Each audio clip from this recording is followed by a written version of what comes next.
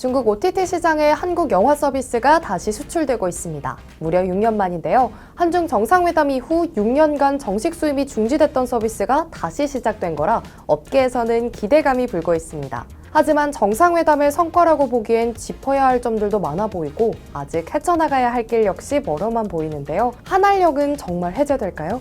오늘 해시태그 한알령과 K 콘텐츠입니다. 홍상수 감독의 2018년 작품인 강변호텔이 중국 메이저 OTT 플랫폼 중 하나인 텐센트 비디오에 서비스되며 업계에 기대감이 불고 있습니다. 이는 2016년 사드 배치에 대한 반발로 시행된 이른바 한알령 이후 무려 6년 만인데요. 한알령 이후 한국 영화가 중국 3대 OTT 플랫폼에 올라온 건 이번이 처음입니다. 이에 대해 대통령실은 브리핑을 통해 윤석열 대통령이 시진핑 주석과의 정상회담에서 문화와 인적 교류의 중요성과 소통의 필요성을 강조했고 시진핑 주석도 공감했다라며 정상회담을 계기로 중국이 OTT 조치로 화답한 것으로 해석된다고 설명했습니다.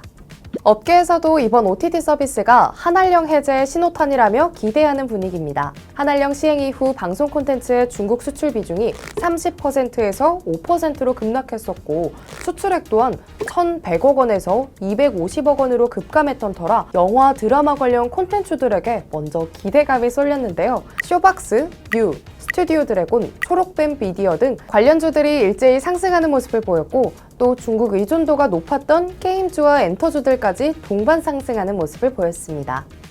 하지만 아직 기대감을 갖기엔 이르다는 시선들도 많습니다. 통상적인 개방 성격이 강할 경우 한국 영화의 중국 시장 진출은 아직 제한적인 가능성이 높다는 얘긴데요. 중국이 영화관이 아니라 OTT를 선택한 점, 강변호텔이 중국 규제 당국의 심의를 이미 3개월 전에 통과한 점, 중국 내에서 호평을 받는 많은 영화 중에서도 해당 작품을 선택한 배경 등 설명이 필요한 부분들이 많이 남아있기 때문입니다.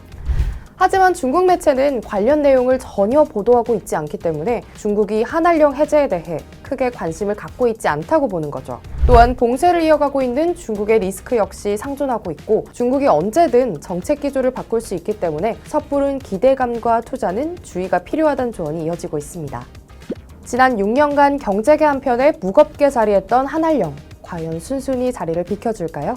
중국 외교부는 브리핑을 통해 중국 정부는 단 한 번도 이른바 한알령을 시행한 적이 없다는 점을 재차 강조하고 싶다며 중국은 한국과의 문화교류 협력에 개방적인 태도를 유지하고 있다며 관계 회복의 의지를 보여줬는데요. 하지만 이미 수년 동안 중국 시장에 발을 들이지 못한 한국의 콘텐츠들이 중국에서 과거와 같은 영향력을 회복하기는 어려워 보입니다. 이유는 간단합니다. 한국의 콘텐츠들이 중단된 사이 중국 내 불법 플랫폼에는 짝퉁 K 콘텐츠들이 판을 치고 있고 전 세계적으로 인기를 끌고 있는 한국의 작품들 역시 무단 복제되어 유통되고 있기 때문에 국내 업체들의 피해는 점점 늘어나고 있는 상황입니다.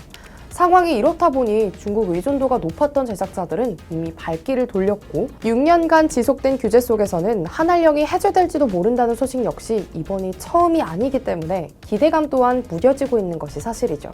넷플릭스, 아마존 프라임 비디오, 디즈니 플러스 등 글로벌 OTT 기업들이 독자적인 콘텐츠를 쏟아내며 공격적인 글로벌 진출에 나서고 있는 현재 우리의 K 콘텐츠는 가성비와 다양한 장르, 품질의 세 박자를 모두 갖췄다는 호평을 받으면서 콘텐츠 강국으로 자리매김하고 있습니다. 한중 수교 30주년을 맞아 한중 문화교류의 해로 지정된 2022년. 올해가 가기 전 생색내기 수준이 아닌 전면적인 한알령 해제를 통해 중국 시장을 한류의 폭을 넓히는 기회로 활용할 수 있기를 바라봅니다. 오늘 제가 준비한 얘기는 여기까지입니다. 다음 시간에 봐요. 안녕!